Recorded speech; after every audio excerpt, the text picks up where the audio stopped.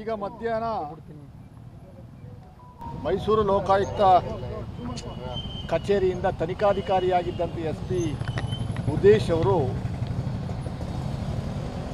ಏನು special court people's representative court ಒಂದು ಆದೇಶ ಮಾಡಿತ್ತು. ಗವರ್ನರ್ ಪ್ರಾಸಿಕ್ಯೂಷನ್ ಅನುಮತಿಯನ್ನು ಕೊಟ್ಟ ನಂತರ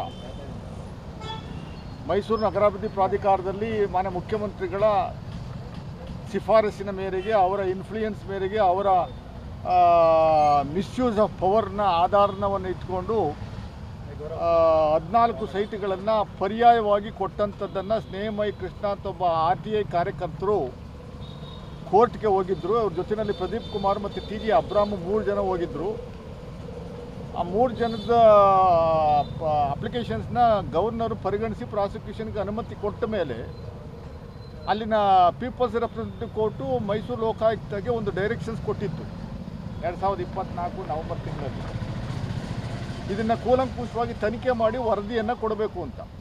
ಈಗ ವರದಿ ಸಂಪೂರ್ಣವಾದಂಥ ತನಿಖೆಯನ್ನು ಮಾಡಿ ಅವರು they have their own set of investigating team. Lokayukta ಅನ್ನುವಂಥದ್ದು ಸ್ವಾಯತ್ತತೆ ಹೊಂದಿರುವಂಥ ಒಂದು ಸಂಸ್ಥೆ. ಪಾಪ RTI ಕಾರ್ಯಕರ್ತ ನಿರಂತರವಾಗಿ ಲೋಕಾಯುಕ್ತ ವಿರುದ್ಧನೇ ಆಪಾದನೆ ಮಾಡುವಂಥದ್ದು, ಆರೋಪ ಮಾಡುವಂಥದ್ದು, ಸುಳ್ಳು ಆರೋಪಗಳನ್ನ ಮಾಡುವಂಥ ಕೆಲಸವನ್ನು RTI ಕಾರ್ಯಕರ್ತನ ಮೂಲಕ BJP ಮತ್ತು JDS ನಿರಂತರವಾಗಿ ಏನು ಮಾಡ್ತಾಯಿದ್ರು.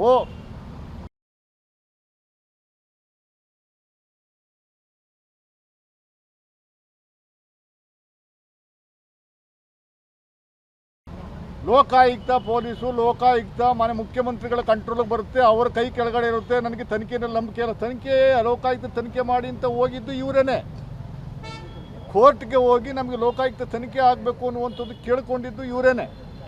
ಅದರ ಆಧಾರದ ಮೇರೆಗೆ ತನಿಖೆ ಮಾಡುವಂಥದ್ದಕ್ಕೆ ಆದೇಶ ಕೊಟ್ಟ ಮೇಲೆ ತನಿಖೆ ನಡೀತಾ ಇರುವಂಥ ಸಂದರ್ಭದಲ್ಲಿ CBI ಕೊಡಿ ಅಂತ ಕೋರ್ಟ್ಗೆ ಹೋಗಿದ್ದು ಇವರೇನೆ. CBI ಕೊಡುವಂಥದ್ದಕ್ಕೆ ಅವಕಾಶ ಇಲ್ಲ. ಅದರಲ್ಲಿ ಏನು ಆ ಥರ ಸೀರಿಯಸ್ ಆದಂಥ ವಿಚಾರಗಳೆಲ್ಲ ಕಂಡು ಬರ್ತಾ ಇಲ್ಲ ಅಂತ ಹೈಕೋರ್ಟ್ ಆಫ್ ಕರ್ನಾಟಕ ಅದನ್ನು ಮೊನ್ನೆ ಅರ್ಜಿಯನ್ನು ಇತ್ಯರ್ಥ ಮಾಡಿತು. ಲೋಕಾಯುಕ್ತ ತನಿಖೆ ಮಾಡಲಿ ಅಂತ ಅವರು ಆದೇಶವನ್ನು ಕೊಟ್ಟರು. ಲೋಕಾಯುಕ್ತಕ್ಕೆ ಮೊದಲನೇ ವರದಿಯಾಗಿ ಸ್ನೇಹಮಯಿ ಕೃಷ್ಣ ಅನ್ನೋರಿಗೆ ಒಂದು ನೋಟಿಸನ್ನು ಕೊಟ್ಟಿರುವಂಥದ್ದು ಪ್ರತಿ ನನ್ನ ಹತ್ರನೂ ಇದೆ. ಅವರಿಗೆ ಕೊಟ್ಟಿರುವಂಥದ್ದು ಸ್ನೇಹಮಯಿ ಕೃಷ್ಣ ಅವರಿಗೆ ಕೊಟ್ಟಿದ್ದಾರೆ. ಇದರಲ್ಲಿ ಭಾಳ ಪ್ರಮುಖವಾಗಿ 4 ಅಂಶಗಳನ್ನು ಅವರು ಉಲ್ಲೇಖ ಮಾಡಿದ್ದಾರೆ. ತಮ್ಮ ಮೂಲಕ ನಾನು ಜನಸಾಮಾನ್ಯರಿಗೆ ತಿಳಿಸುವಂಥದ್ದಕ್ಕೆ ಬಯಸ್ತೀನಿ. ಸಿವಿಲ್ ಸ್ವರೂಪವಾಗಿದ್ದೆ ಈ ಕೇಸು.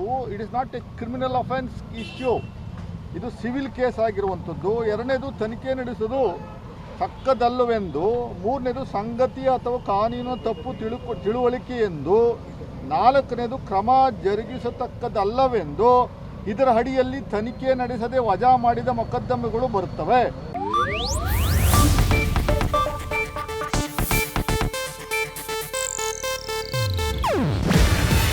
ಇದು ಏಷ್ಯಾನೆಟ್ ನ್ಯೂಸ್ ನೆಟ್ವರ್ಕ್ ಪ್ರಸ್ತುತಿ. ನೀವು ನೋಡ್ತಿದ್ದೀರಾ ಏಷ್ಯಾನೆಟ್ ಸುವರ್ಣ ನ್ಯೂಸ್.